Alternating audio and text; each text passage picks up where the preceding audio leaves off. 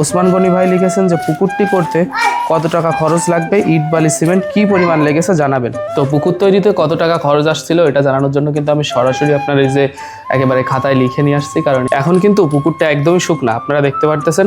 তো পুকুরটা কিভাবে তৈরি হয়েছে অর্থাৎ কিভাবে তৈরি করা হয়েছে সেটা দেখানোর মোক্ষম সময় কিন্তু এখন। তো সাথে থাকেন, ভিডিওটি কেউ টানবেন না, কারণ আজকের ভিডিওটি আমার থেকে আপনাদের বেশি দরকারি। কারণ আপনারা যদি এমন ছোট্ট একটা হাউস করতে চান, আমার কিন্তু ভিডিওগুলো আপনারা দেখেছেন, আমি এখানে অক্সিজেন ইউজ করি না। অক্সিজেন ইউজ না করা সত্ত্বেও আমার এখানে কিন্তু বেশ সুন্দর মাছ হচ্ছে। আসসালামু আলাইকুম দর্শক, আশা করছি আপনারা সকলেই ভালো আছেন। প্রিয় দর্শক, আপনারা যারা নিয়মিত আমার ভিডিও দেখেন তারা জানেন যে আপনাদের মাঝে আমি কৃষি বিষয়ক বিভিন্ন প্রতিবেদনের পাশাপাশি মাঝে মাঝে আমার যে সমস্ত ছোটোখাটো প্রজেক্ট আছে সেগুলো আপনাদের মাঝে দেখানোর চেষ্টা করি। আমার একটা ছোট্ট পুকুর আছে অর্থাৎ হাউস, সেই হাউসে কিন্তু আমি মাছ চাষ করি। গত ভিডিওগুলোতে আপনারা দেখেছেন যে আমার হাউসে কিন্তু বেশ অনেক মাছ হয়েছিল।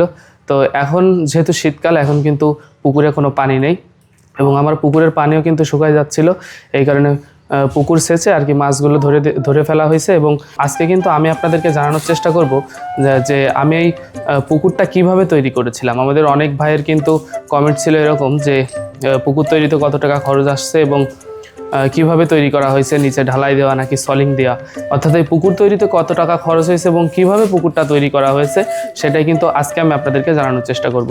তো আপনাদেরকে আমি যদি আমাদের যে অডিয়েন্স আছে বা আমাদের দর্শক ভাইরা আছে তাদের কমেন্ট একটা দেখানোর চেষ্টা করি। তো আসেন তাদের কমেন্ট কেমন ছিল সেটা একটু দেখাই। তো কমেন্টের উপরে ভিত্তি করেই কিন্তু আজকের ভিডিওটি তৈরি করা হচ্ছে।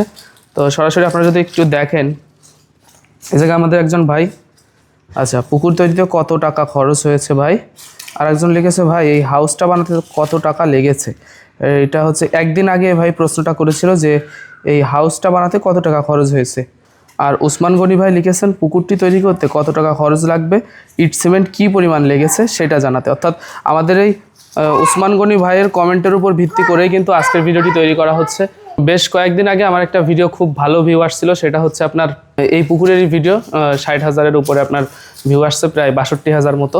তো সেই ভিডিওতে আমি কিন্তু দেখাইছিলাম যে আমার এই পুকুরের দৈর্ঘ্য প্রস্থ কতটুকু আছে। হাইটটা দেখাতে পারিনি, হাইটটাও দেখাইছিলাম কিন্তু তখন পানিতে পরিপূর্ণ ছিল। কিন্তু এখন কিন্তু পুকুরটা একদমই শুকনা আপনারা দেখতে পারতেছেন।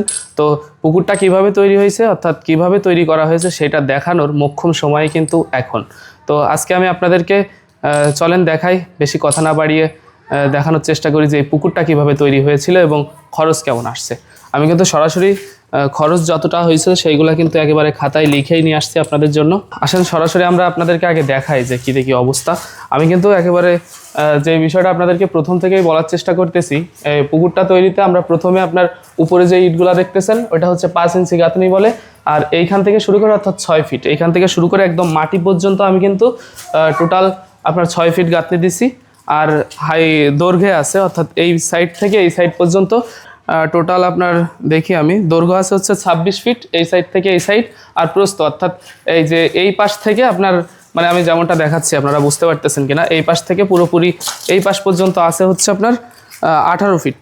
তো 26 ফিট 18 ফিট আর হাইট আছে হচ্ছে 6 ফিট। তো এই টোটাল এতটুকু জায়গাতে আমার খরচ কত আসছে তার সব কিছুই কিন্তু আমি লিখে রেখেছি আপনাদের জন্য। অর্থাৎ এই ভিডিওটা রেডি করার জন্য কিন্তু আমার বেশ কয়েকদিন যাবৎ রিসার্চ করা লেগেছে যে কত টাকা খরচ হয়েছে কি দেখি সব কিছুই বলবো ইনশাল্লাহ।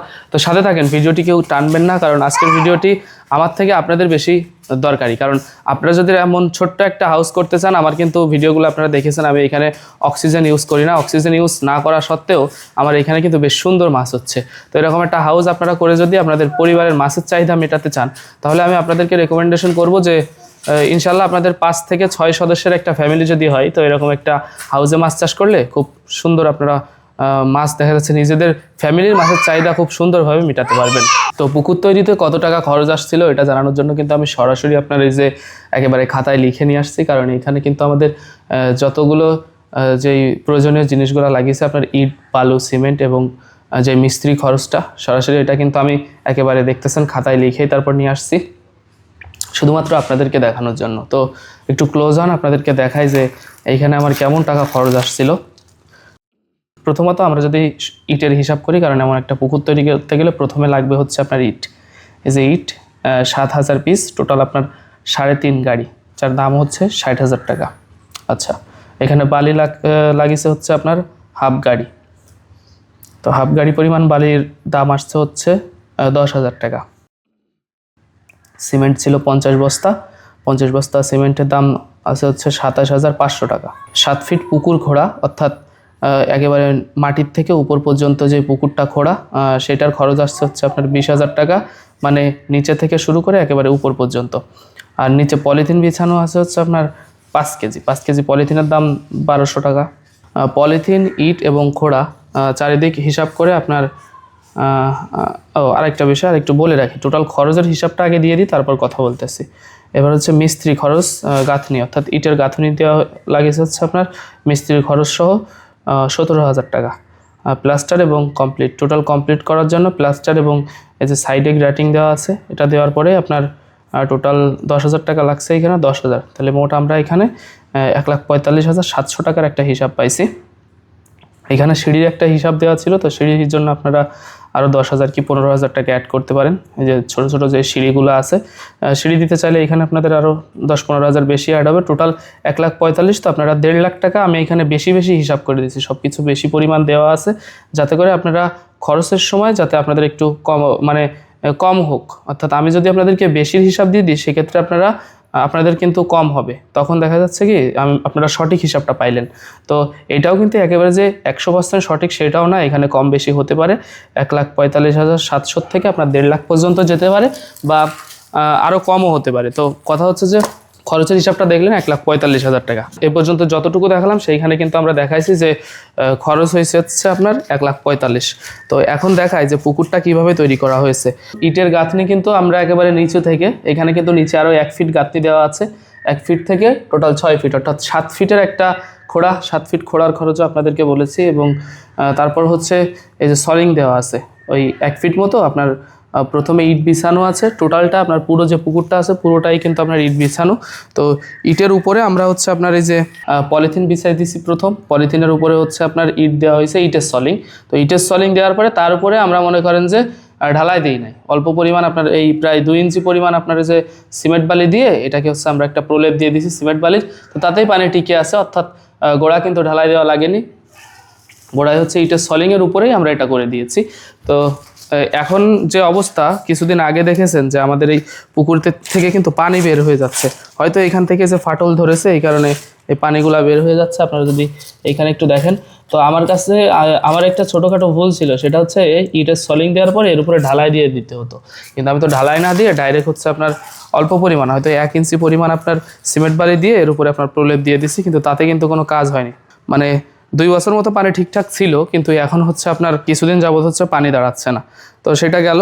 সিমেন্ট বালির প্রলেপ দেওয়ার পরেই কিন্তু আমরা এখান থেকে আপনার একেবারে নিচু থেকে টোটাল 7 ফিট মতো আমাদের এই যে এটাকে বলে 10 ইঞ্চি গাঁথনি, অর্থাৎ ওই পাশে আছে 5 ইঞ্চি, উপরে অল্প একটু দেওয়া আছে, এই পর্যন্তই আমাদের পানি থাকে সবসময়। এতটুক পানি থাকলেই এনাফ, এতটুক পানি দিলেও এতটুক থাকলেই এনাফ। কিন্তু দেখা যায় যে গরমকালে আমরা এতখানি পানি দিয়ে দিই। টোটাল আমরা 5 ফিট মতো পানি সবসময় এই পুকুরে রাখার চেষ্টা করি, এতে করে মাছের মৃত্যু হার কিন্তু কম হয়। তো পুরো ভিউ আমি যদি আপনাদেরকে একটু দেখাই পুকুরটা, এই যে এই পাশে সিঁড়ি, এই সিঁড়িটা তৈরিতে আপনাদেরকে বলেছিলাম এক্সট্রা 10 থেকে 15,000 টাকা খরচ আসছে। আর সব কিছু মিলিয়ে কত টাকা খরচ আসছিল সেটা কিন্তু আমরা সরাসরি লিখেই আপনাদের মাঝে দেখালাম যে কেমন খরচ আসছিল। আমি কিন্তু ডায়েরিতে লিখেই সেটা আপনাদেরকে সরাসরি দেখাই দিছি। তো ভিডিওটি যারা শেষ পর্যন্ত দেখেছেন তারা কিন্তু বুঝতে পেরেছেন যে আমার এই ছোট্ট হাউস তৈরিতে কত টাকা খরচ আসছিল। তো রোজার মাস, অনেক বেশি কথা বলবো না এবং ভিডিওটা অনেক বেশি লং করতে চাচ্ছি না।